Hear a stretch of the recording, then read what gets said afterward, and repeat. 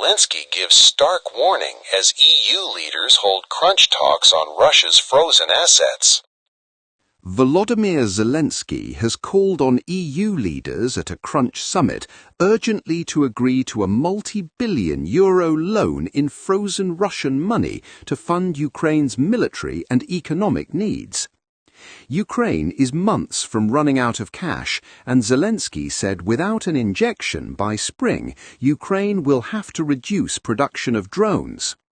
Most of Russia's 210 billion euros, 185 billion pounds, $245 billion worth of assets in the EU are held by Belgium-based organisation Euroclear. Until now, Belgium and some other member states have said they are opposed to using the cash as a reparations loan.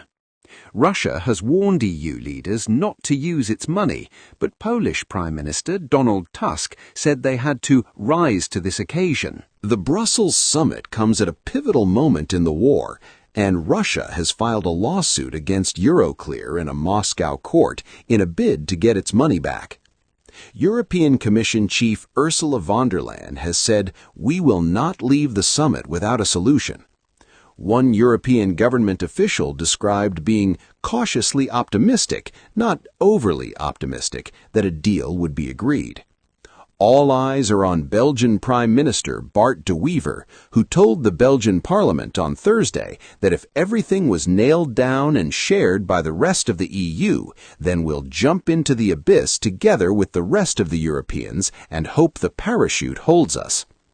Meanwhile, U.S. President Donald Trump has said a deal is closer than ever to end the war, which began with Russia's full-scale invasion of Ukraine in February 2022. U.S. and Russian officials are due to meet in Miami this weekend for further talks on a peace plan, a White House official has told AFP news agency. It is thought Kremlin envoy Kirill Dmitriev will talk to Trump envoys Steve Witkoff and Jared Kushner in Miami.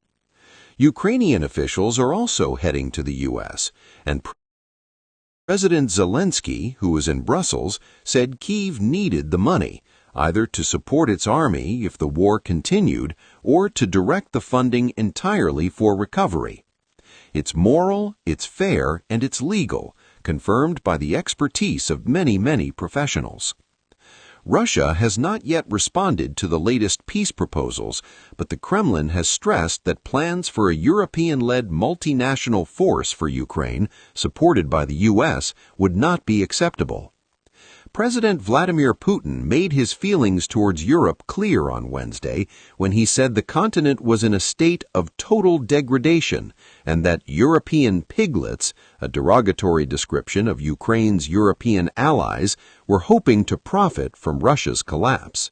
The European Commission, the EU's executive arm, has proposed loaning Kyiv about 90 billion euros, 79 billion pounds, over the next 2 years, out of the 210 billion euros of Russian assets sitting in Europe.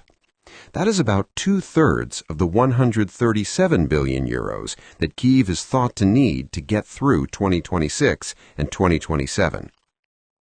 Until now, the EU has handed Ukraine the interest generated by the cash, but not the cash itself. This is a crunch time for Ukraine to keep fighting for the next year, a Finnish government official told the BBC. There are, of course, peace negotiations, but this gives Ukraine leverage to say, we're not desperate and we have the funds to continue fighting. The head of the European Commission says it will also ramp up the cost of war for Russia. Russia's frozen assets are not the only option on the table for EU leaders. Another idea, backed by Belgium, is based on the EU borrowing the money on the international markets using the EU budget as a guarantee. However, that would require a unanimous vote, and Hungary's Viktor Orbán has made it clear he will not allow any more EU money to help Ukraine.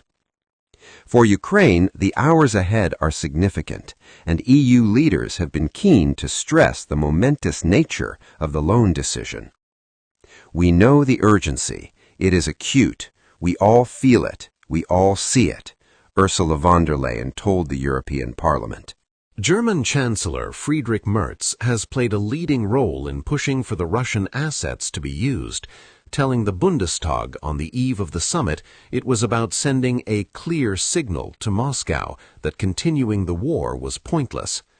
EU officials are confident they have a sound legal basis to use the frozen Russian assets, but so far the Belgian Prime Minister remains unconvinced.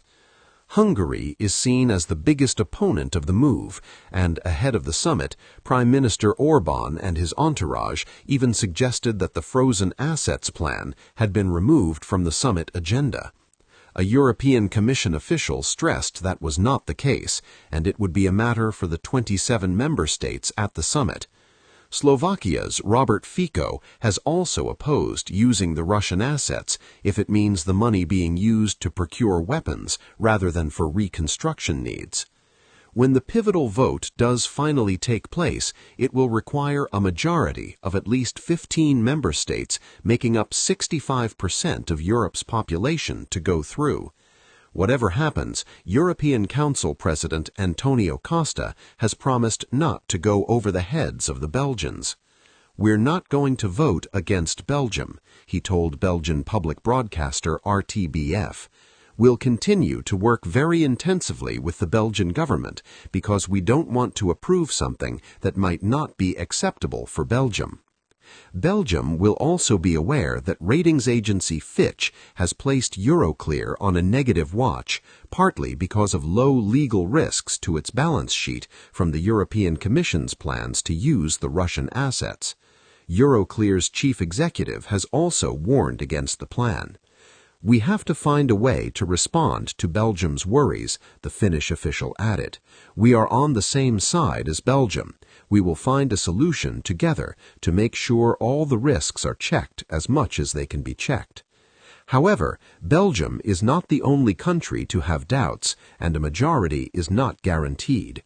Italian Prime Minister Giorgia Meloni has told Italian MPs she will endorse the deal if the legal basis is solid.